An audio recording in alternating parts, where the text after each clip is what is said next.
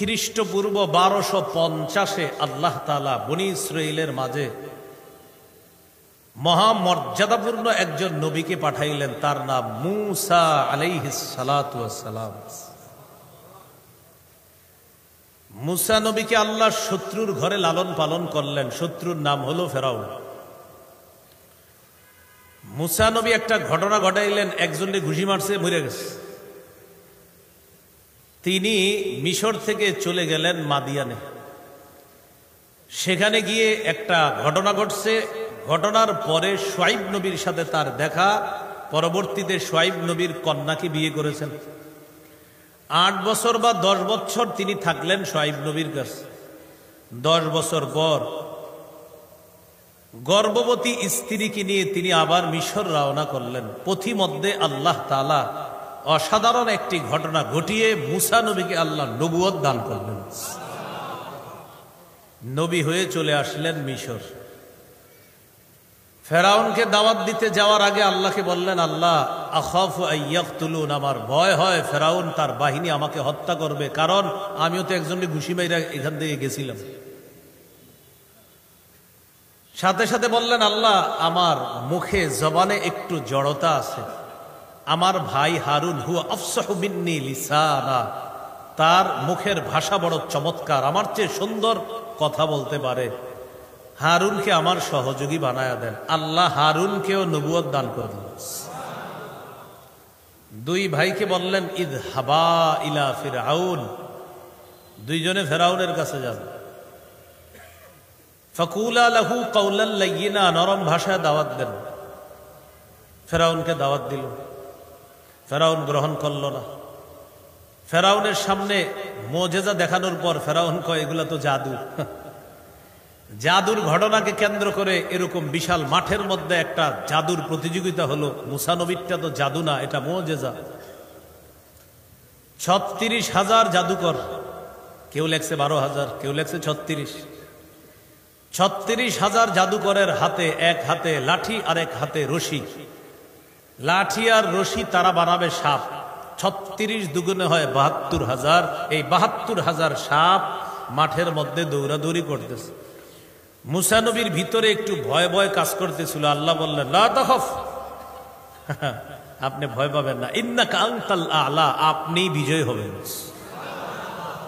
আলকিফ আলকিব মা ফি ইয়াদিক, আপনার হাতে যেটা আছে এটা ছাড়েন, আপনি আপনার লাঠিটা আপনি ছাড়েন। তালকাফ মা সনাউ, ছাড়ার সাথে সাথে দেখেন বিশাল বড় এক সাপ মূসা নবীর ওই লাঠি হয়ে হা কইরা আছে। আসো সবাই আসো, যেগুলা মাঠে দৌড়াইতেছ আসো। সব আইসা ঢুকছে। তালকাফ, বাস সব পেটে ঢুকে ফেলছে। এখন সবগুলা সাপ কোথায়? এক সাপের পেটে। আল্লাহ বললেন, আবার ওটাতে হাত দেন। হাত দিছে, আবার লাঠি হয়ে গেছে। হাজার হাজার জাদুকর সাথে সাথে সেজদায় লুটিয়ে পড়ে ঈমান আনছে। ফেরাউনের লস হয়ে গেল। এইভাবে করতে করতে প্রায় 6 লাখের বেশি মানুষ মুসলমান হয়ে গেছে। ফেরাউন প্ল্যান করলো, মূসাকে এইভাবে আর থাকতে দেওয়া যায় না। কি করব? সমূলে মূসা আর মূসা বাহিনীকে হত্যা করব। আল্লাহ তাআলা জানায়া দিলেন, আসরি বিইবাদি, মূসা আপনি আমার বান্দাদেরকে নিয়ে রাতের বেলা বের হয়ে যান। ইন্নাকুম মুত্তাবাউন, আপনাদেরকে পিছন থেকে ধাওয়া করা হবে। মূসা নবী বিশাল জনগোষ্ঠী নিয়ে রওনা করলেন। রাতে যাইতে যাইতে সমুদ্রের কাছে গেলেন। আরব সাগরের পাশে গিয়ে দাঁড়ালেন। ইতিমধ্যে ফেরাউন বাহিনী টের পেয়ে পিছন থেকে তারাও রওনা করল। রওনা করতে করতে 2 দল এমন পর্যায়ে পৌঁছলো, এক দল আর এক দলকে দেখে। কি বিষয়টা কেমন? ওই যে দেখা যায়, বলি না আমরা, ওই যে দেখা যায়, এরকম বলি না? এরকম দেখতেছে, মানে মূসা নবীর বাহিনী ফেরাউন বাহিনীকে দেখতেছে।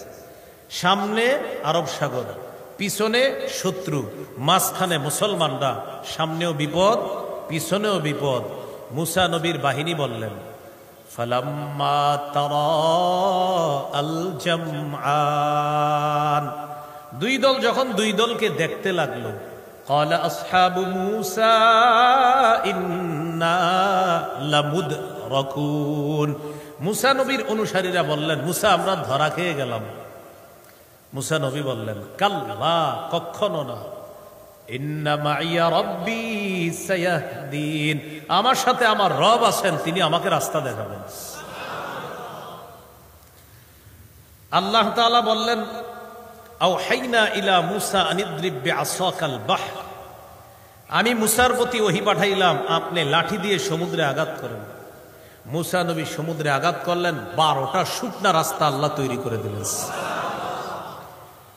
বনি ইসরাইলের 12টা গোত্র শুকনা রাস্তার উপর উঠে রাস্তা পাড়ি দিতে লাগলেন। ইতিমধ্যে ফেরাউন বাহিনী রাস্তার কাছে চলে আসছে।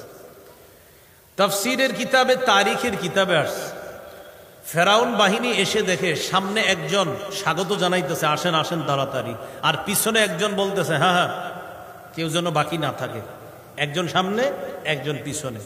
তাফসীর এবং তারিখের কিতাব মিলাইলে বোঝা যায় এই দুইজন ছিল আল্লাহর ফেরেশতা।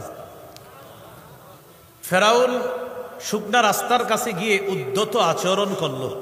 ফেরাউন তার বাহিনীকে বলতেছে, কি বুঝলা, এতদিন মাটির উপর আমার ক্ষমতা চলেছে, জমিনের উপর আমি রব ছিলাম, এখন দেখো নদীর উপরও আমি রব, নদীর উপরেও আমাকে স্বাগত জানানোর জন্য রাস্তা, শুধু স্বাগত, দেখো একজন স্বাগত জানাইতেছে।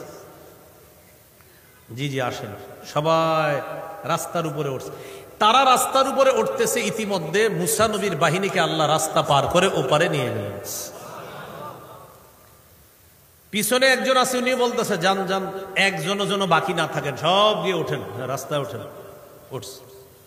আল্লাহ তাআলা বলেন, وَإِذْ فَرَقْنَا بِكُمُ الْبَحْرَ فَأَنْجَيْنَاكُمْ وَأَغْرَقْنَا آلَ فِرْعَوْنَ وَأَنْتُمْ تَنْظُرُونَ। 1 পারা 7 নম্বর পৃষ্ঠা শুরুতে আছে। স্মরণ করুন ওই সময়কে যখন আমি সমুদ্রকে ভাগ করে 12টা রাস্তা তৈরি করে বনি ইসরাইল তোমাদেরকে আমি মুক্ত করে ওপারে নিয়ে গেলাম, আর তোমাদেরকে বললাম পিছনে ফিরে তাকাও। তোমরা পিছনে ফিরে তাকিয়ে দেখতেছিলা আমি কিভাবে ফেরাউন বাহিনীকে ডুবায়া মারি। বিষয়টা তোমরা তাকায়া তাকায়া দেখতেছিলে। সমুদ্রের মাঝে রাস্তার উপরে যাইতে যাইতে আল্লাহ তাআলা এবার রাস্তাকে হুকুম করলেন, আবার পানি হয়ে যাও। রাস্তা পানি হয়ে গেল, ফেরাউন বাহিনী ডুবে মারা গেল। মিশর থেকে মুসা নবী আর তার বাহিনী তথা বনি ইসরাইল চলে গেল ওপারে।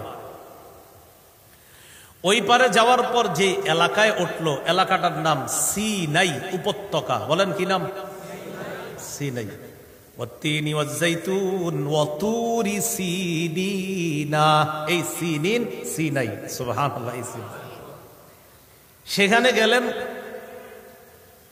সেখানে যাওয়ার পর মুসা আলাইহিস সালাতু ওয়াস সালাম বনি ইসরাইলকে বললেন, এই শোনো, একটা কাজ করি, চলো। কি কাজ? আমাদের কাছ থেকে বাইতুল মুকাদ্দাস বেশি দূরে না, একদম কাছেই বাইতুল মুকাদ্দাস। বাইতুল মুকাদ্দাসটা মূর্তি পূজারীদের দখলে, চলো জিহাদের মাধ্যমে আল্লাহর ঘরটা তাদের কাছ থেকে আমরা উদ্ধার করি। বনি ইসরাইল রাজি হয়েছে। রাজি হওয়ার পর মুসা নবী তাদেরকে নিয়ে চলে গেলেন। চলে যাওয়ার পর মূল শহরে প্রবেশ করার আগে প্রাচীর আছে, দেয়াল আছে। দেয়ালের কাছে মুসা নবী আর তার বাহিনী গিয়ে উপস্থিত।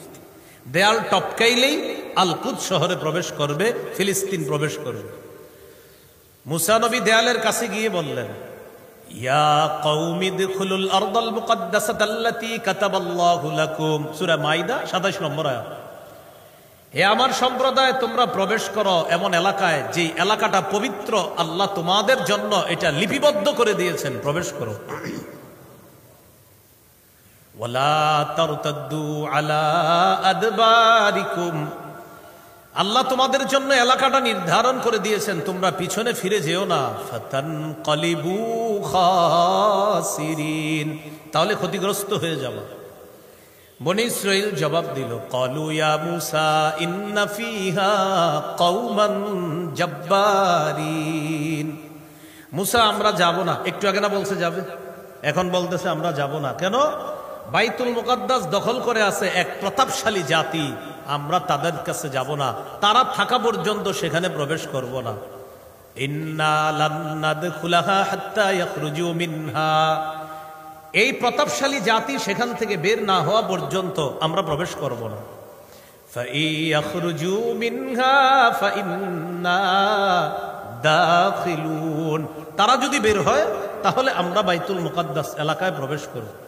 মুসা নবী অনেক বুঝাইতেছে, বুঝ মানে না। সর্বশেষ তারা যা বলল শুনলে আপনাদের দেখেন মেজাজও খারাপ হইতে পারে, কি বলে দেবে। ক্বালু ইয়া মুসা ইন্না লান নাদখুলাহা, মুসা আমরা সেখানে যাব না, মা দামু ফিহা, যতক্ষণ প্রতাপশালী জাতি সেখানে আছে সেখানে আমরা যাব না। ফাযহাব আনতা ওয়া রাব্বুকা, মুসা তোমার যদি এতই মন চায় তুমি আর তোমার রব যাও। ফাকাতিলা, তোমরা দুইজনে লড়াই করো। ইন্না হুনা কাঈদুন, আমরা এখানে বসে আছি, তুমি আর তোমার রব গিয়ে লড়াই করে তাদেরকে হারিয়ে দেওয়ার পর আমাদেরকে বলবা, তারপর আমরা যাব। এটা কারা জবাব দিল? বনী ইসরাঈল। প্রিয় ভাইয়েরা, আপনারা কি আমার কথা বুঝতেছেন সবাই? মুসা আলাইহিস সালাতু ওয়াস সালাম তাদেরকে বুঝাইলেন, তারা যায় না। আল্লাহ তাদের উপরে রাগ করে গজব স্বরূপ, আযাব স্বরূপ তাদেরকে ওই এলাকায় উদ্ভ্রান্তের মতো ঘুরাইতে লাগলেন। সেই এলাকার নাম তিহ। বলেন কি নাম? তয় দীর্ঘিকার হ, তিহ, তয় দীর্ঘিকার হ, কি নাম? তিহ। এই তিহ নামক এলাকায় তাদেরকে ঘুরাইতে লাগলেন। এরা ঘুরতে ঘুরতে বাইরে যাইতেছে, গিয়ে দেখে আবার ওখানে আছে। মনে করে এই মাঠে আপনারা বারবার বের হইতে চান, বাইরে গিয়ে দেখেন মাঠে আছে, মানে ঘুরতে ঘুরতে যাইতেছেন, বাস আলহামদুলিল্লাহ মাঠের বাইরে এসে পড়ছি। পরে একটু করে তাকায় দেখেন না, আমি তো আগের জায়গায়। এরকম আল্লাহ এদেরকে এইভাবে ঘুরাইতে লাগলেন। সেখানেই মুসা নবীর ইন্তেকাল হয়। মুসা নবী ইন্তেকাল করার পর মুসা নবীর খাদেমকে আল্লাহ নবী বানায় দিয়েছে। সুবহানাল্লাহ। নাম ইউশা। কি নাম? ইউশা। ইউশা আলাইহিস সালাতু ওয়াস সালাম নবী হওয়ার পর বনী ইসরাইলকে বুঝাইলেন, চলো মুসা নবী যে কাজটা সমাপ্ত করতে পারে নাই, আমি তোমাদেরকে নিয়ে সেটা সমাপ্ত করব। চলো জালেমদের বিরুদ্ধে, পৌত্তলিকদের বিরুদ্ধে, মূর্তি পূজারীদের বিরুদ্ধে লড়াই করে আল্লাহর ঘর বাইতুল মুকাদ্দাসটা উদ্ধার করি চলো। বনী ইসরাইলের একদল মুজাহিদ রাজি হয়ে গেছে, বলেন আলহামদুলিল্লাহ। ইউশা নবী তাদেরকে নিয়ে গিয়ে মূর্তি পূজারী পৌত্তলিকদের বিরুদ্ধে লড়াই করে জিহাদের মাধ্যমে আল্লাহর ঘর বাইতুল মুকাদ্দাস আর আশেপাশের শহরটা উদ্ধার করলেন। আল্লাহ তাআলা ইউশা নবীর হাতে বাইতুল মুকাদ্দাস বিজয় দান করলেন। ইউশা নবী বাইতুল মুকাদ্দাস এলাকায় থাকতে লাগলেন। একদিক দিয়ে তিনি নবুয়তের দায়িত্ব পালন করেন, অন্য দিক দিয়ে বিভিন্ন এলাকার সুন্দরভাবে পরিচালনা করার জন্য তিনি এক এক এলাকায় বিচারক নিয়োগ করে দিলেন। বিচারক যেমন চেয়ারম্যান, মেম্বার, কমিশনার একটা কাজ আছে না, তো উনি কাজের নিয়োগ করলেন কাদেরকে? বিচারক। যে বিচারকের কাজ আমরা জানি বিচার করা, কিন্তু তিনি বললেন তুমি বিচারক হলেও তোমার কাজ বিচার করা, সালিশ করা, দরবার করা, এলাকার সব কাজ তোমারে করতে হবে। এটা হলো বিচারকের কাজ। এই জায়গায় নোট করার মতো একটা কথা, এজন্য ওই যুগটাকে বলা হয় বিচারকদের যুগ। কি বলা হয়? হ্যাঁ, বিচারকদের যুগ, মানে বিচারকরা দেশ চালায়। এই উপদেষ্টাদের যুগ এরকম আছে না, এটা হলো বিচারকদের যুগ। এখন এই বিচারকদের শাসন ব্যবস্থা চলতেছে। ইউশা আলাইহিস সালাতু ওয়াস সালাম ইন্তেকাল করলেন। বিচারকদের মাঝে একজন বিচারকের নাম আপনারা মনে রাখতে হবে, তাহলে আলোচনাটা বুঝা সহজ হবে। বলেন শামউইল। কি নাম? শামউইল। ইউশা নবী বিদায় নিলেন। বাইতুল মুকাদ্দাসের আশেপাশে যারা, তারা বিষয়টা মেনে নিতে পারে না যে বিচারকরা এলাকা চালাবে, দেশ চালাবে, এটা কোনো কথা। তারা ক্ষণে ক্ষণে বাইতুল মুকাদ্দাসের উপর হামলা চালায়। এক পর্যায়ে হামলা চালাইতে চালাইতে তারা বাইতুল মুকাদ্দাস আবার মুসলমানদের কাছ থেকে ছিনিয়ে দখল করে নিয়ে যায়। আল্লাহ বিশ্বাসী যারা, তাদের কাছ থেকে বাইতুল মুকাদ্দাস চলে যায়, আবার পৌত্তলিক তথা মূর্তি পূজারীদের কাছে বাইতুল মুকাদ্দাস চলে গেছে। চলে যাওয়ার পর বিচারকরা অন্যান্য এলাকায় চলে গেলেন। বিচারকদের মাঝে একজনের নাম মনে রাখতে বলছিলাম, কি নাম? এই শামউইল নামক বিচারককে আল্লাহ নবী বানায়া দিলেন। তিনি হলেন শামউইল আলাইহিস সালাতু ওয়াস সালাম। শামউইল আলাইহিস সালাতু ওয়াস সালাম তার জাতিকে বললেন, চলো আমরা আবার লড়াই করে বাইতুল মুকাদ্দাস উদ্ধার করি। বনী ইসরাইল বলল, না, এক শর্তে লড়াই করব। কি? তুমি যদি আমাদের জন্য একজন বাদশা নিয়োগ করে দিতে পারো, সেই বাদশা আমাদেরকে নেতৃত্ব দিবে, জিহাদের ময়দানেও সে আমাদের আমির হবে, প্রধান সেনাপতি হবে, তাহলে আমরা লড়াই করি। শামবিল নবী আল্লাহর কাছে দোয়া করলেন, আল্লাহ একজন বাদশাহ নিয়োগ করে দেন, যে বাদশার অধীনে থেকে তারা লড়াই করবে। আল্লাহ তাআলা নবীর দোয়া কবুল করে একজন বাদশাহ নিয়োগ করে দিলেন। ওই বাদশার নাম তালুত। বলেন কি নাম? তালুত। তয়াকার লয় রস্যুকার ত, তয়াকার লয় রস্যুকার ত, তালুত। কি নাম? ত আলিফ লাম ওয়াও তা, তালুত। তালুতকে বাদশা নিয়োগ করার পর বনি ইসরাইলকে শামবিল নবী বললেন, আল্লাহ তাআলা তোমাদের জন্য এই তালুতকে বাদশা বানিয়েছে। বনি ইসরাইল বলল, তালুত আবার কে? তোমরা না বললা একজন বাদশা বানাইতে, তালুত সেই বাদশা। বাদশা বানাইতে বলছি বললে তালুত বা যারে মন চায় তারে বানাইলে হবে নাকি? কেন? আন্না ইয়াকুনু লাহুল মুলকু আলাইনা, সে আমাদের উপর কিভাবে রাজত্ব করবে? ওয়া নাহনু আহাক্কু বিল মুলকি মিনহু ওয়া লাম ইউতা সাআতাম মিনাল মাল, আমরা রাজত্বের বেশি হকদার। রাজা বাদশা বানাইলে আমাদের কাউরে বানাইতো, কারে না কারের বাদশা বানায় দিলে হবে নাকি? আর তার তো এত টাকা পয়সাও নাই যে সে বাদশা হবে। এখান থেকে বোঝা যায় ওই যুগের মানুষের মাথায় এটা ছিল যে নেতা হইতে গেলে টাকা লাগে, যা বর্তমান যুগেরও গোবর মার্কা কিছু মস্তিষ্কের মানুষের এটা চিন্তাধারা। শামবিল নবী বললেন, তালুতের যদিও টাকা পয়সা নাই, তবে দুইটা যোগ্যতা আছে। ইন্নাল্লাহ আস্তাফাহু আলাইকুম, আল্লাহ তালুতকে তোমাদের উপর নির্বাচন করেছেন। ওয়াজাদাহু বাসতাতান ফিল ইলম ওয়াল জিসম, আল্লাহ তাকে দুইটা জিনিস প্রচুর দান করেছেন। একটা হলো এলেম, প্রচুর বিদ্যা দান করেছেন। বোঝা যায় নেতৃত্বের বড় একটা যোগ্যতার নাম হলো বিদ্যা থাকা। আর কোরআন হাদিসের বিদ্যা মুসলমানদের মধ্যে থাকলে ওই মুসলমান নেতা যার সিনায় কোরআন হাদিস থাকবে, সে অন্তত রডের পরিবর্তে বাঁশ দিবে না। এটা শিওর। রডের জায়গায় কি দিবে? রডই দিবে। কি দিবে না? এটা এমনি বললাম আর কি। এক নাম্বার, তাকে আল্লাহ প্রচুর বিদ্যা দান করছে। দুই নাম্বার, ওয়াল জিসমি, তার দৈহিক শক্তিও প্রচুর। জিহাদের ময়দানে কি দরকার? শক্তি। তার শক্তি আছে, অতএব তোমরা তাকে মেনে নাও। তখন তারা বলতেছে, আচ্ছা ঠিক আছে বুঝলাম, সে যে আমাদের বাদশা, কোনো প্রমাণ আসেনি? হ্যাঁ। কি প্রমাণ? একটু আমার সাথে আগে বলেন। বলেন তাবুত। বাদশার নাম তালুত। আর এখন নতুন একটা শব্দ শিখাইতেছি, তাবুত। বলেন তো কি? লয়ের সুগারের জায়গায় বয়ের সুগার দেন। বাদশার নাম তালুত, আর একটা বাক্স, এটার নাম তাবুত। তাহলে বাদশার নাম তালুত আর বাক্সের নাম তাবুত। বনি ইসরাইলের একটা বাক্স ছিল, ওই বাক্সটার নাম হলো তাবুত। এই বাক্সের ভিতরে আল্লাহ প্রদত্ত অনেক নিয়ামত ছিল। মুসা আর হারুন নবীর স্মৃতি বিজড়িত অনেক কিছু ছিল এই বাক্সের মধ্যে। বনি ইসরাইল জিহাদের ময়দানে এই বাক্সটা সামনে রাখলে এটার কারণে তারা অনেক বরকত লাভ করতে বলে তাদের একটা বিশ্বাস ছিল। মনে আসেনি বিচারকদের যুগের সময় বাইতুল মুকাদ্দাস হামলা চালায়া বিচারকদের কাছ থেকে মূর্তি পূজারীরা বাইতুল মুকাদ্দাস যখন ছিনিয়ে নেয়, তখন বনি ইসরাইলের ওই বরকতি বাক্সটাও ছিনিয়ে নিয়েছে একটা সম্প্রদায়, তাদের নাম আসদুদি সম্প্রদায়। যাই হোক, একটা সম্প্রদায় আর কি। হ্যাঁ, এই যে বাক্সটা ছিনিয়ে নিছে এটার নাম কি? তাবুত।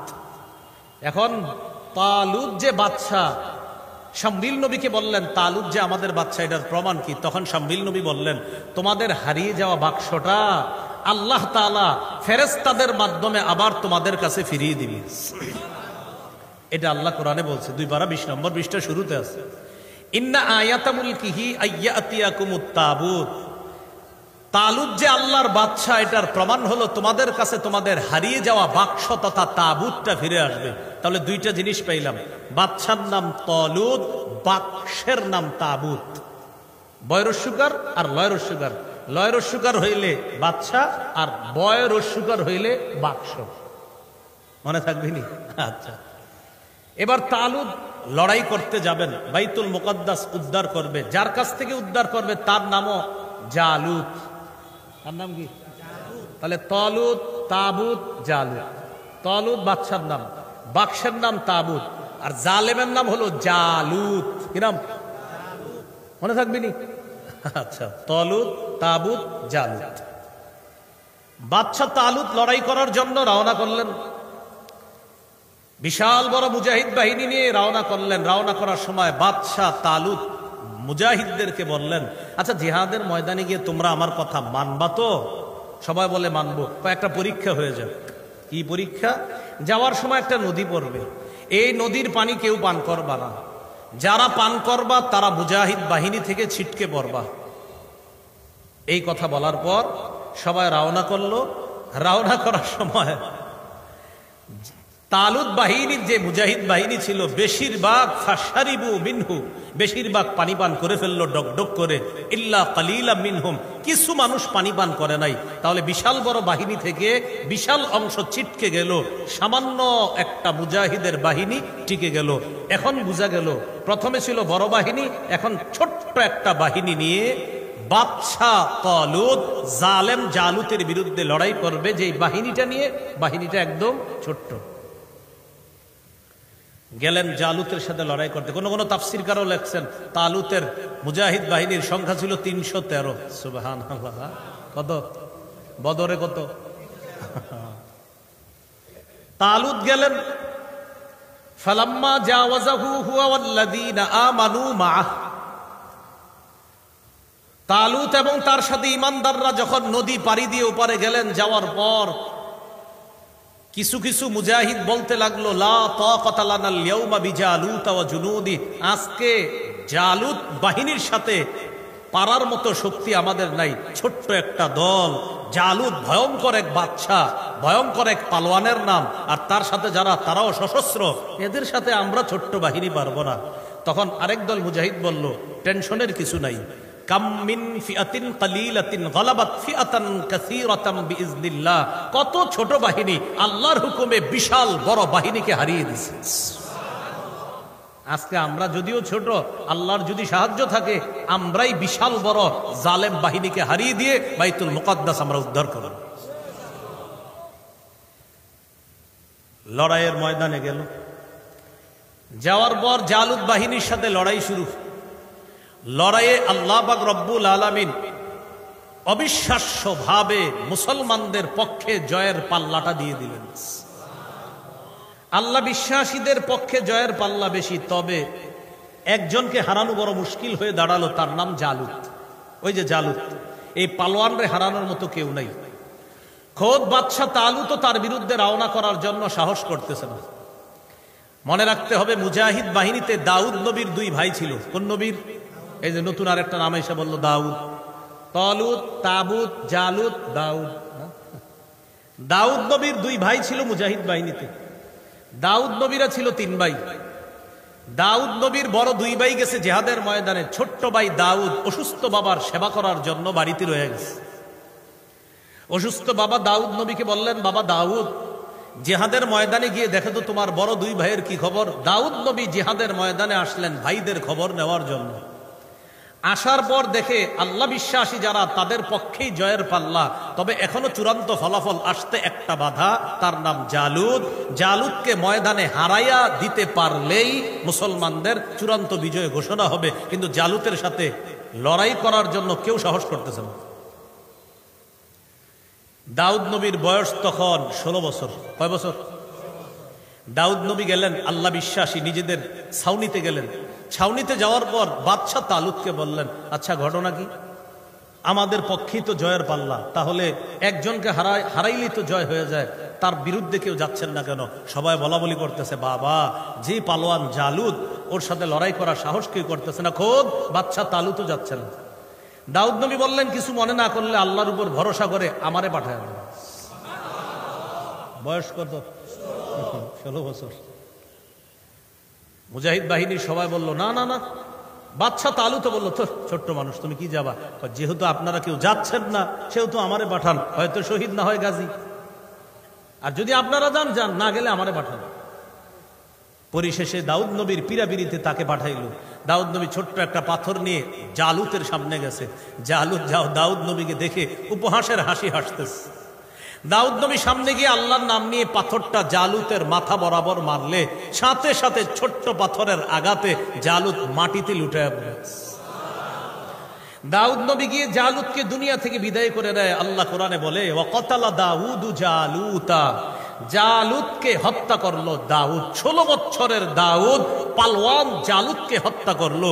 আল্লাহ বুঝিয়ে দিলেন, আমি আল্লাহ যদি মুসলমানকে সাহায্য করি, ছোট্ট বাচ্চার হাতেও পালওয়ানকে আমি আল্লাহ হারিয়ে দিতে পারি। আবু জাহেলরে সাইজ করছে 2টা ছোট্ট বাচ্চা, তো হতেই পারে।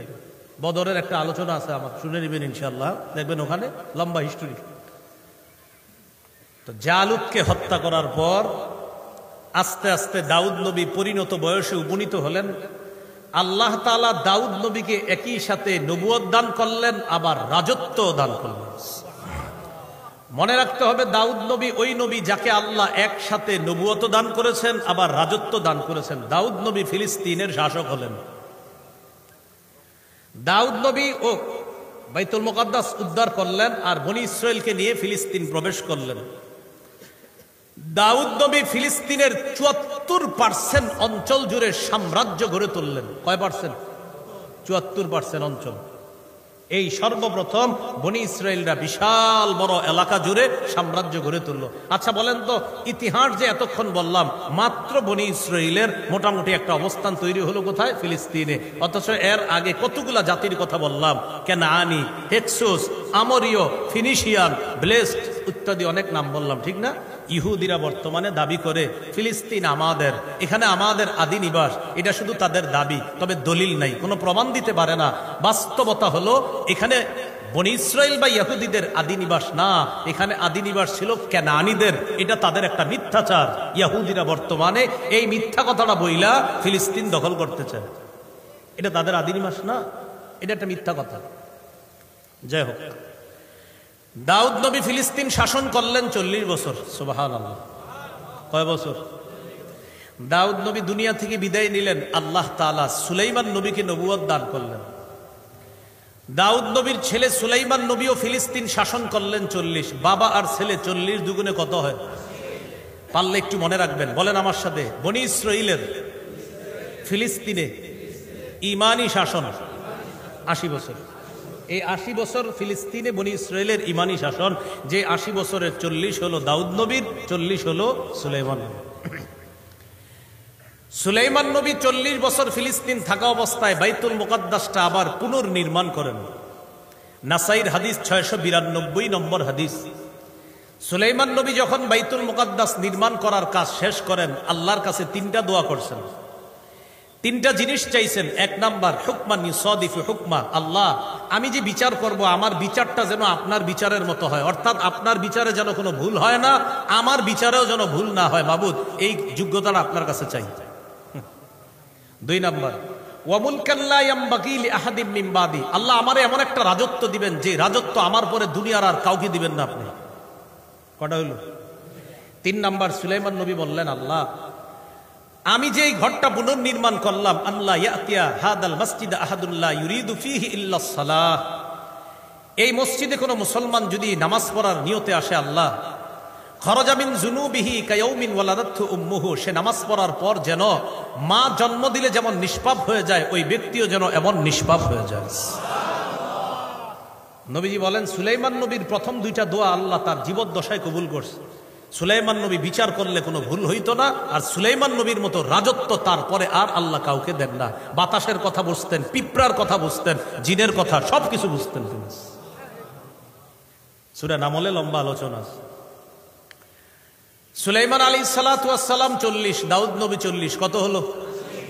আমি আপনাদেরকে একটা ঘোষণা শিখাইছি, বনি ইসরাইলের ইমানি শাসন কয় বছর ফিলিস্তিনে? 40 কার? দাউদ নবী। 40 কার? এবার আমার সাথে বলেন, বলেন, বনি ইসরাইলের ফিলিস্তিনে মোট শাসন 418 বছর, ইমানি শাসন 80 বছর, শিরকের শাসন 338 বছর। কত বছর? কত? 338 আর 80 কত হয়? 418। আরে 338 আর 80 কত হয়? হ্যাঁ 418। আমার তো এরকমই মনে হয়, আপনারা হিসাব করে দেখেন। এটি বনি ইসরাইলের ফিলিস্তিনের শাসন হলো মোট 418 বছর, এর মধ্যে ইমানি শাসন 80 বছর। তো 80 বছর ইমানি শাসন হলে 418 হইতে আর লাগে কত? 338। এই 338 বছর হলো সব শিরকের শাসন, অহংকারের শাসন, হিংসা, বিদ্বেষ, পাপাচার, লুটতরাজ, জুলুম, নির্যাতনের শাসন হলো 338 বছর। যাই হোক, দাউদ নবী, সুলাইমান নবীর ইমানি শাসন চলে যাওয়ার পর সুলাইমান নবী বিদায় নিলেন। বিদায় নেওয়ার পর বনি ইসরায়েলের গ্রুপ হলো 12টা। এই 12 গ্রুপের মধ্যে 10 গ্রুপ হয়ে একটা দল হলো, আর 2 গ্রুপ হয়ে একটা দল হলো। খুব বুঝবেন, এই এলাকায় উত্তর দক্ষিণ কোনটা? এখানে উত্তর কোনটা? আবার এটা উত্তর, দেখেন, হ্যাঁ উত্তর আর দক্ষিণ, খালি একটু মনে রাখেন। 12 দলের মধ্যে 10 দল মিলে কয় দল হলো? এক দল। তারা চলে গেল ফিলিস্তিনের উত্তরে। 2 দল মিলে হলো আরেক দল, তারা গেল ফিলিস্তিনের দক্ষিণে। 12 দলের মধ্যে 10 দল মিলে হলো এক দল, আর 2 দল মিলে হলো আরেক দল। 10 দল মিলে যেই দলটা হলো, তারা গেল ফিলিস্তিনের উত্তরে। উত্তরে গিয়ে একটা সাম্রাজ্য গড়ে তুললো, এটার নাম ইসরায়েলি সাম্রাজ্য। কি নাম? দক্ষিণে যেই 2 দল মিলে একটা দল হলো, তারা যে ফিলিস্তিনের দক্ষিণাঞ্চল শাসন করতে শুরু করলো, তাদের সাম্রাজ্যের নাম ইয়াহুজা সাম্রাজ্য। কি নাম? তাহলে উত্তর ইসরায়েলি, দক্ষিণ ইয়াহুজা। 10 দল মিলে একটা দল, তারা গেল উত্তরে। 2 দল মিলে এক দল, তারা গেল দক্ষিণে। 10 দল মিলে যেই দল উত্তরে, তারা সাম্রাজ্য গড়ে তুললো, নাম ইসরায়েলি সাম্রাজ্য। দক্ষিণে যারা সাম্রাজ্য গড়ে তুললো, এটার নাম ইয়াহুজা সাম্রাজ্য। চলতে লাগলো শাসন। ইসরায়েলি সাম্রাজ্য তারা প্রায় 200 বছরের বেশি ফিলিস্তিন শাসন করলো। কয় বছর? 200 বছর। ইসরায়েলি সাম্রাজ্য খতম করলো কারা? ইরাকের একটা জাতি আছে, নাম এসিরিয়ান। কি নাম ভাই? এসিরিয়ান। এই এসিরিয়ানরা আইসা ইসরায়েলি সাম্রাজ্য যারা, তাদেরকে তছনছ করে দিল, পুরা পৃথিবী থেকে আউট করে দিল। ফিলিস্তিনের উত্তরাঞ্চলের ইসরায়েলি সাম্রাজ্যটা তারা খতম করে দিল। শেষ হয়ে গেল ইসরায়েলি সাম্রাজ্য। রয়ে গেল ইয়াহুজা সাম্রাজ্য দক্ষিণাঞ্চলের। ইরাকের বাদশাহ বখতে নসর, এই বখতে নসর কি করলো? ইয়াহুজা সাম্রাজ্যকে তছনছ করে দিয়ে বাইতুল মুকাদ্দাসটা বাদশাহ বখতে নসর ধ্বংস করে দিল। বলেন নাউজুবিল্লাহ। তাহলে উত্তরাঞ্চলেও বনি ইসরায়েলের সাম্রাজ্য শেষ, দক্ষিণাঞ্চলেও সাম্রাজ্য শেষ। এর মাঝে একটা অঘটন ঘটল, বখতে নসর বাইতুল মুকাদ্দাস ধ্বংস করে দিল। এইভাবে চলতে লাগলো। ইয়াহুজা সাম্রাজ্য আর ইসরায়েলি সাম্রাজ্য তথা বনি ইসরায়েলের সাম্রাজ্যের পতনের পর ফিলিস্তিনে নতুন এক সাম্রাজ্যের আবির্ভাব ঘটলো। তাদের নাম বেবিলন সাম্রাজ্য। কি নাম? বেবিলন। তারা 47 বছর ফিলিস্তিন শাসন করল। বেবিলন সাম্রাজ্যের পতন ঘটাইল যারা, তাদের নাম পারস্য। বলেন কি? পারসিকরা বেবিলন সাম্রাজ্যের পতন ঘটায়া ফিলিস্তিন দখল করলো। পারসিকরা ফিলিস্তিন দখল করার পর লম্বা সময় তারা ফিলিস্তিন শাসন করলো। পারসিকদেরকে ফিলিস্তিন থেকে পতন ঘটাইল রোমানদের এক নেতা। এই নেতার নাম হলো আলেকজান্ডার। রোমানদের এক বিরাট সেনাপতি, তার নাম আলেকজান্ডার। কি নাম? এটা আপনারা পাবেন ইতিহাসে। এই আলেকজান্ডার পারসিকদের পতন ঘটায়া রোমানরা ফিলিস্তিনে সাম্রাজ্য গড়ে তুলল। 300 বছরের বেশি রোমানরা ফিলিস্তিন শাসন করল। কয়শো বছরের বেশি? 300 বছর। এই 300 বছরের বেশি সাম্রাজ্য করতে করতে তারা ঘটনা ঘটাইতে ঘটাইতে আল্লাহ পাক রব্বুল আলামিন দুনিয়াতে একজন নবী পাঠায় দিলেন, তার নাম ঈসা আলাইহিস সালাতু ওয়াস সালাম। কি নাম? ঈসা। ঈসা আলাইহিস সালাম আসার পরেই শুরু হয়ে গেল খ্রিস্ট বর্ষর গণনা। এখন যেটা বলি আমরা 1900 এত, 2000 এত, 2000 এই ঈসা নবী থেকে গণনা, এটা ইংরেজি গণনা। ঈসা নবী আগমন করার পর তাওহীদের দাওয়াত দিল। বেশিরভাগ মানুষ তাওহীদের দাওয়াত গ্রহণ করল না। ইহুদিদের নির্যাতনে জ্বালায় ঈসা নবীকে আল্লাহ উঠায়া নিলেন আসমানে। এখন ঈসা নবী 2 নাম্বার আসমানে জীবিত অবস্থায় আছে। কিয়ামতের আগে ঈসা নবী আসবে, এটা কিয়ামতের বড় আলামতের একটা। ঈসা নবী চলে গেলেন, রোমানরা ফিলিস্তিন শাসন করে। এইভাবে চলতে চলতে ঈসা নবী বিদায় নেওয়ার পর কিছুকাল পর রোমানদের মধ্যে বিশাল একটা জাতি খ্রিস্টান হয়ে যায়। তবে খ্রিস্টান হওয়ার পর ঈসা নবী যে সত্য ধর্ম দুনিয়াতে রেখে গিয়েছিলেন, এই ধর্মটা তারা বিকৃত করে ফেলে পৌত্তলিক ধর্ম এটার মধ্যে ঢুকায় দেয়। তাদের অনেকের বিশ্বাস তৈরি হলো ঈসা নবীকে হত্যা করা হয়েছে শুলিবিদ্ধ করে। পড়ি নাউজুবিল্লাহ। আর আমাদের বিশ্বাস ঈসা নবী কোথায়? জীবিত।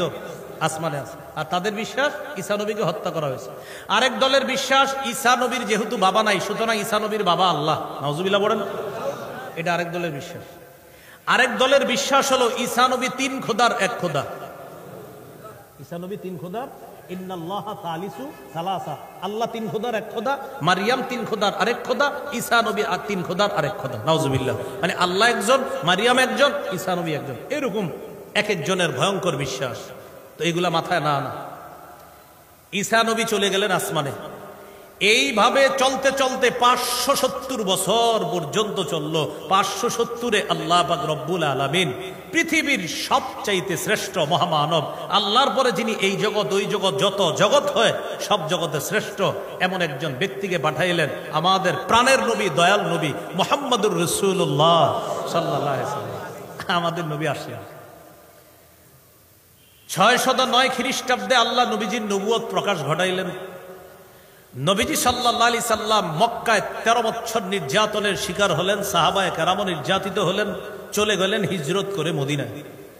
নবী মদিনায় যাওয়ার পর বললেন, সাদাকুনু হিজরাতুন বাদা হিজরা, শোনো, এই যে আমরা মদিনায় হিজরত করলাম, এরপরে আরেকটা হিজরত হবে। সাহাবীরা বললেন, হুজুর সেটা আবার কোন হিজরত? নবী বললেন, ওই হিজরতটা হলো আমার উম্মত হিজরত করে, ইব্রাহিম নবী হিজরত করে যেখানে গিয়েছেন আমার উম্মত সেখানে যাবে, তথা ফিলিস্তিনের আশেপাশের অঞ্চলে আমার উম্মত হিজরত করে যাবে, তখন তারাই হবে পৃথিবীর সবচাইতে শ্রেষ্ঠ। নবী বলছেন তারা হবে পৃথিবীর সবচেয়ে শ্রেষ্ঠ, যারা হিজরত করে সে সিরিয়া যাবে, ফিলিস্তিনের আশেপাশে যাবে। তৈয়ার হন, প্রস্তুত হন। রাসূলুল্লাহ সাল্লাল্লাহু আলাইহি সাল্লাম ফিলিস্তিন নিয়ে খুব ভাবতেন। ইতিমধ্যে রোমান আর পারস্যদের একটা লড়াই হলো। ওই লড়াইয়ের মধ্যে মুসলমানরা চাইতো রোমানদের যেন বিজয় হয়, এটা মুসলমানরা চাইতো। কারণ রোমানরা যদিও মুসলমানরা যারা শিক্ষা দীক্ষায় আগায়া ছিল, পারসিকরা শিক্ষা দীক্ষা ছিল না, শুধু অন্ধবিশ্বাস ছিল, তাই মুসলমানরা রোমানদের পক্ষ অবলম্বন করেছিল যে তারা বিজয় হোক। ঘটনাচক্রে রোমানরা হেরে গেছে। হেরে যাওয়ার পর মুসলমানরা কষ্ট পাইছে, আল্লাহ সান্ত্বনা দিলেন, গলিবাতির রোম, রোমানরা বিজয় হয়েছে। ফি আদনাল আরদি ওয়া হুম মিন বাদি গালাবিহিম সায়াগলিবুন, অচিরেই রোমানরা আবার বিজয় অর্জন করবে। কিছুকাল তখন পাদ্রীরা কি করলো? পাদ্রীরা শান্তি প্রস্তাব মেনে নিল। সালাউদ্দিন আইয়ুবী বললেন, না এখন আর আমি মানি না, তোমরা 92 বছর মুসলমানদের সাথে যে আচরণ করছো আমিও সেটা করবো। 92 বুঝছেন নি? 492 থেকে 583 কত হয়? আরে 492 583 কত? 92। মানে সব এমনি তাকাই রয়েছে আপনারা, আমি অঙ্কে কাঁচা, এরপরে তো সঠিক মনে হয় আমার। 92 হয় না? তো এই তো ওই 92 83 পর্যন্ত তো বললেন, তুমি যা আচরণ করছো আমিও তোমার সাথে সেটাই করব। তখন খ্রিস্টানরা কি বললো জানেন? যে তুমি যদি আমাদের উপর আক্রমণ চালাও, আমরা আমাদের স্ত্রীদেরকে হত্যা করবো। চিন্তা করো, আমরা আমাদের শিশুদেরকে হত্যা করব।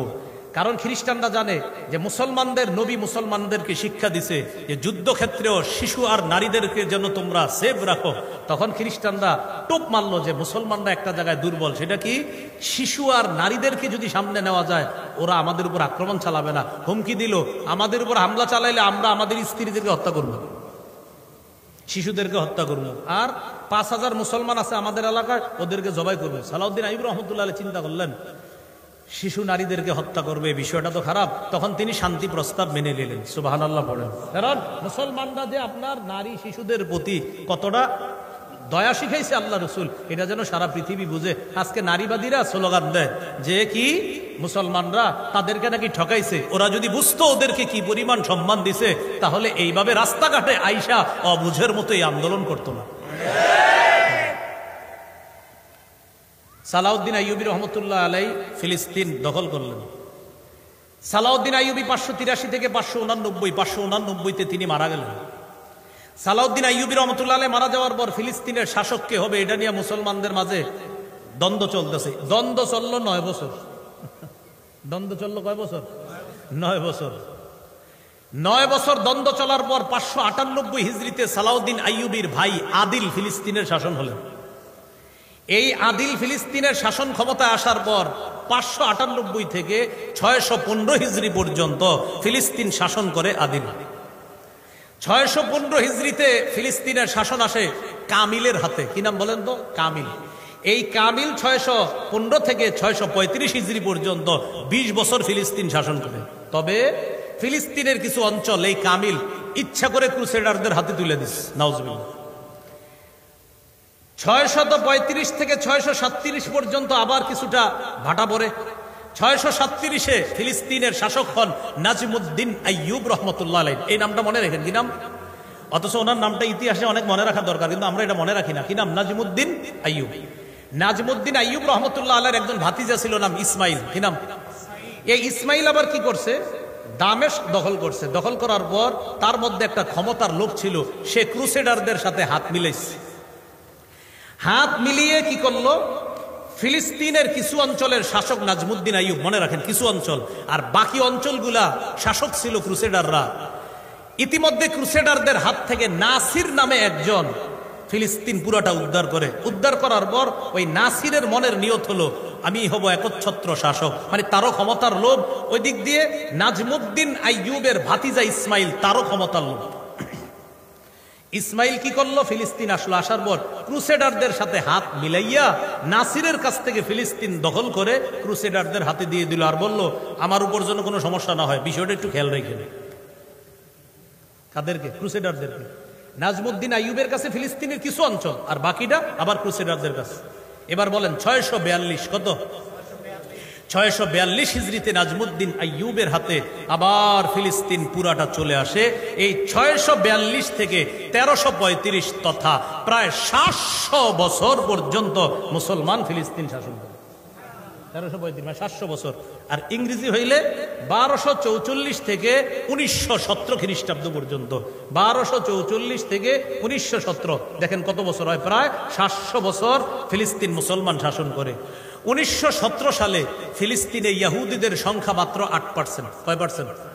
আর ফিলিস্তিন কাদের দখলে? মুসলমানদের। 8%। আজকে আমি আমার তবিয়তের বাহিরে আলোচনা করতেছি, এই জন্য আলোচনাটা মন দিয়ে শুনেন। 60 মিনিটের বেশি কিন্তু আলোচনা করি না, হয়ে গেছে 80 মিনিট। এটা পুরো ইতিহাস ব্রেক হইতেছে। 8% ইহুদি তখন ফিলিস্তিন দখল। ফিলিস্তিনে আছে মাত্র 8% ইহুদি। 1917 সনের কথা মনে রাখবেন। 1917 এটা একটা ইতিহাস, মনে রাখবেন। ইহুদির একটা চিন্তা করলো 8% ইহুদি। কি চিন্তা? আমরা দুনিয়ার যত ইহুদি আছে সবাইকে আবার ফিলিস্তিন একত্রিত করব, করার পর আমাদের বাপদাদাদের সম্পদ আবার ফেরত নিব। ফিলিস্তিন আমাদের আদি নিবাস। বলেন তো আসলে ওদের আদি নিবাস? আমি ইতিহাস বললাম ওদের আদি নিবাস না, কিন্তু ওদেরা বলে আমরা এটা উদ্ধার করতে হবে। করার পর বাইতুল মুকাদ্দাস এখান থেকে নিয়ে মদিনা পর্যন্ত লম্বা একটা এলাকা আমাদের হাতে নিতে হবে। এই পুরো এলাকাটা একটা সাম্রাজ্য গড়ে তুলবো আমরা। এটার নাম দিছে তারা গ্রেটার ইসরায়েল। কি নাম দিছে? Greater Israel. এটা হলো তাদের একটা টার্গেট। ওই সাম্রাজ্যের মধ্যে থাইকা পুরো দুনিয়া তারা শাসন করবে, আর তাদের কথায় চলবে দুনিয়া। এটা হলো ইহুদিদের টার্গেট। এটাকে আরবিতে বলা হয় সাইহুনিয়া, এটাকে ইংরেজিতে বলা হয় জায়োনিজম, আর বাংলায় আমগো মন যা চায় তা করুন আর কি, এরকম আর কি। মানে আমাদের মন মতো চালাবো দুনিয়া, এটা হলো আর কি আপনার। তাহলে সাইহুনিয়া আরবি, ইংরেজি হলো জায়োনিজম, বাংলা মানে আমরা যা মন চায় তা করবো, এই আর কি। মানে আমগো মন মতো দুনিয়া চলতে হবে। এই তখন তারা 1917-তে ফিলিস্তিনের মুসলমানদের কাছ থেকে কম দামি জমিগুলা বেশি বেশি দাম দিয়ে কিনে। টার্গেট বেশি দামের জমিগুলা কিনে কিনে এলাকা বাড়ানো। তখন ভারতীয় উপমহাদেশের ওলামা একরাম ফতুয়া দিয়েছিলেন, ফিলিস্তিনের মুসলমানরা ইহুদিদের কাছে জমি বিক্রি করবা না, তাদের দুর্বিসন্ধি আছে কোনো, তাদের টার্গেট উদ্দেশ্য মনে হয় ভালো না। যেই ঘটনাটা কাশ্মীরে ঘটতেছিল, কাশ্মীরের কিছু অঞ্চলে কিন্তু আপনার হিন্দু সম্প্রদায় প্রচুর জায়গা কিনা শুরু করছিল। ভারতের ওলামা একরাম, বিশেষ করে আল্লামা তাকি উসমানী হাফিজাহুল্লাহ, তিনিও বলেছিলেন যে না না না না, এদের কাছে জমি বিক্রি করবা না, টার্গেট বেশি ভালো না। এই জন্য এখনো মুসলমানদের বেশিরভাগের একটা অংশ এখনো কাশ্মীর জুড়ে আছে। না হয় কিন্তু এইভাবে জমি জমি দখল করতে করতে নিয়ে নিত পুরাটা। ভারত উপমহাদেশে ওলামা একরাম বলছিলেন জমি বিক্রি করেন না, যদিও বিক্রি করা যায়, কিন্তু বলছে বিক্রি করেন না। কিন্তু এরপরেও ভাই কম দামি জমিন যদি বেশি দামে পায়, আপনার জমিনের দাম 5 লাখ, বললাম 5 কোটি দিব, না করলেও তো বেশি। এইভাবে কম দামি জমি বেশি দামে কিনতে কিনতে জমি বাড়াইলো। আর জনগণ বিভিন্ন দেশ থেকে ইহুদিদেরকে আনতে আনতে 1917 থেকে 1948, কয় বছর হয় একটু হিসাব করেন তো? 1917 থেকে 1948, 30-31 নাকি 31, এই মাত্র 30-31 বছরে তারা 30% ইহুদি বাড়াইলো। 1917 ছিল 8%, 1948 গিয়ে হলো আর 30%। চিন্তা করছেন? আর 30% ইহুদি হওয়ার পর তারা আলাদা একটা এলাকা জুড়ে সাম্রাজ্য গড়ে তোলার পর ওই এলাকাটার নাম দিল ইসরাইল। সেটা বলল তারা নাম দেওয়ার পর এটাই একটা রাষ্ট্র। দালাল কিছু দেশের সহযোগিতা, এর মধ্যে অন্যতম ব্রিটেন, এদের সহযোগিতায় তারা একটা রাষ্ট্রের ঘোষণা দিল। সেই রাষ্ট্রের নাম ইসরাইল। কি নাম? ইসরাইল। সেটা হলো এই ইসরাইল। এদিক দিয়ে পাকিস্তান স্বাধীনতা লাভ করলো, এদিক দিয়ে ইসরায়েলের স্বাধীনতা। পাকিস্তানের মোহাম্মদ আলী জিন্নাহ মৃত্যুর আগে তার বোন লেখছে তার সম্পর্কে যে ভাইজান বলছিল মৃত্যুর আগে 3টা কথা, মুহাজির, ফিলিস্তিন, কাশ্মীর। মুহাজির, ফিলিস্তিন, কাশ্মীর, এটা বলছিল। বইলা লা ইলাহা ইল্লাল্লাহ পড়তে পড়তে ভাই ইন্তেকাল করছে। এখান থেকে বোঝা যায় আগের মুসলিম শাসকরা ফিলিস্তিন নিয়ে ভাবতো, কাশ্মীর নিয়ে ভাবতো। বর্তমান মুসলিম শাসকরা মুনাফিক রূপী একটা মুখোশ পড়ে বসে আছে, তখন তারা ভাবতো এটা নিয়ে।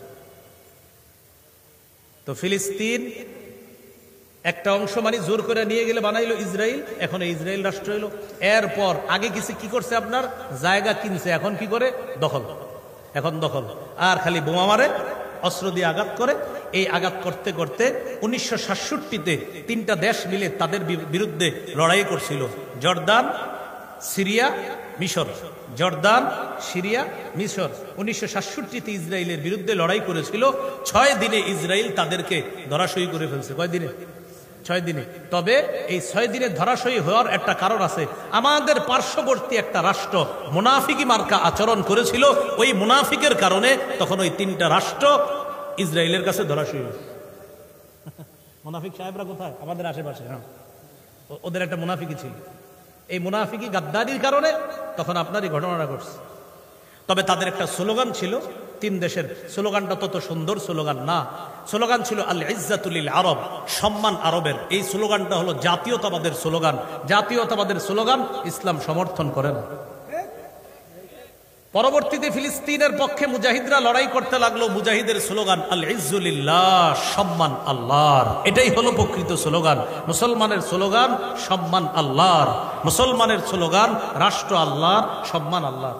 ইদানিং কালে আমাদের দেশে নতুন একটা স্লোগান আছে। আগে বলতো রাষ্ট্র যার যার, ধর্ম যার যার, উৎসব সবার। তো এটা বেশি দিন টিকে নাই।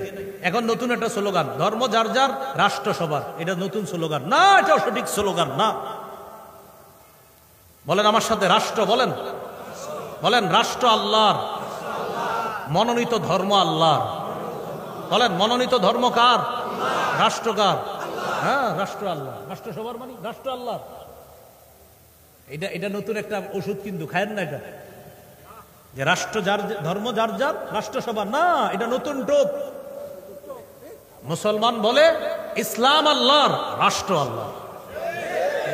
মনে থাকবেন ইনশাল্লাহ। এইভাবে তারা, তাদের টার্গেট হলো ফিলিস্তিন থেকে মদিনা পর্যন্ত বড় সাম্রাজ্য বানাবে। এই সাম্রাজ্য বিস্তৃত অঞ্চল থেকে তারা ফিলিস্তিনের সারা পৃথিবীকে তারা শাসন করবে, এটা তাদের টার্গেট। আমাদের করণীয় কি? আমাদের 4টা করণীয়। বলি কয়টা? 1 নাম্বার, ফিলিস্তিনের পক্ষে জিহাদ করা। যেহেতু প্রাচীরের বাধা আছে, এই বাধার কারণে যেতে পারছি না। 2 নাম্বার, ইআদাদ, প্রস্তুতি নেওয়া, জিহাদের প্রস্তুতি। এটা নিতে হবে, প্রস্তুতি, যে আল্লাহ কখনো সুযোগ দিলে আমি যাবো ইনশাআল্লাহ। 3 নাম্বার, ফিলিস্তিনের জন্য সাহায্য পাঠানো। মাশাআল্লাহ আমাদের দেশের মানুষ পাঠাইতেছে, তবে সঠিক সোর্সে পাঠাইতে হবে। 4 নাম্বার, ফিলিস্তিনের বিরুদ্ধে ইসরায়েলিরা যেই মাধ্যমে টাকাগুলা কামাই করে, ওই মাধ্যমগুলা বয়কট করা। এই 4টা কাজ আপাতত আমাদের। 1, জিহাদ করা। 2, প্রস্তুতি নেওয়া। 3 নাম্বার, সাহায্য পাঠানো। তো এটা আমাদের জন্য সহজ। এখন 3 আর 4টা আমরা করতে হবে এখন আপাতত। 3 আর 4, সাহায্য পাঠানো। আর 4 নাম্বার, ওদের যে মাধ্যমে সহায়তা আসে ওই মাধ্যমগুলা বয়কট করা। সুবহানাল্লাহি ওয়া বিহামদিহি, সুবহানাকাল্লাহুম্মা ওয়া বিহামদিকা, আশহাদু আল্লা ইলাহা ইল্লা আনতা।